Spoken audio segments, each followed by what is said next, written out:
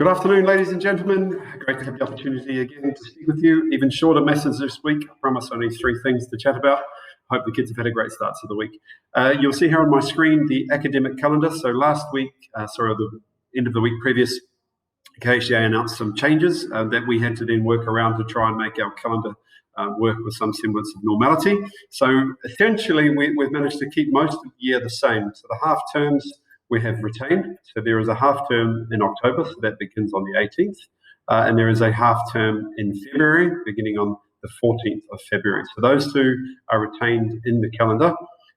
What we have done is rather than have a full training day, so in the calendar previously, the 15th was a full day of training for staff.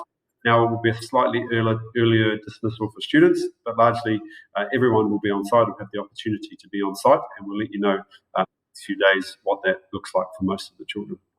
The key change we have had to make to maintain the mandated number of calendar days, academic days within our school calendar, is we've had to move the last day of term from the 30th of June to the 7th of July.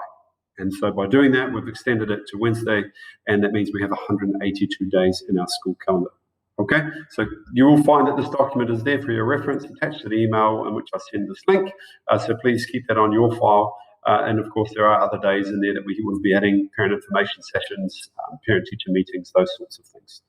Number 2, second point, is about the car park. I spoke last week about making some slight changes to the drop-off and pick-up schedule just to try and optimize the flow through the car park, as well as minimizing the downtime for students.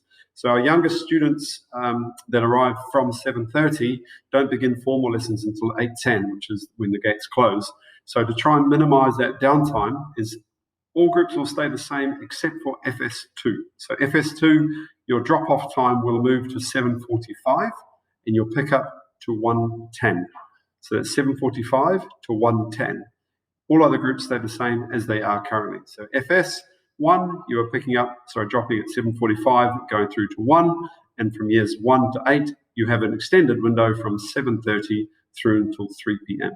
So again, you'll find that documented attached to this link for your own reference, but we won't enforce that change until after the half term. So that gives you a couple of weeks to rearrange your schedules if need be, hopefully find the time to do that drop off, and then everything will be much smoother after the half term. Third message and final piece is about the drop-offs. It is a requirement that every person that comes on site has a security lanyard and their identification badge. So please, if you don't have that, you need to make sure you've contacted parent reception to get hold of your identity badge. From now on, we will be quite strict. If you don't have it, if you've left it in the car, if you've left it at home, you will be asked to go and grab a temporary one from reception before you're allowed on site. I know we see many of you every single day, but really this is about the safety and security of our children. We will not have any lapse areas. So from now on, please make sure you have your security badge and grab one from reception. Hope everyone's doing well. Take care. We'll see you all soon.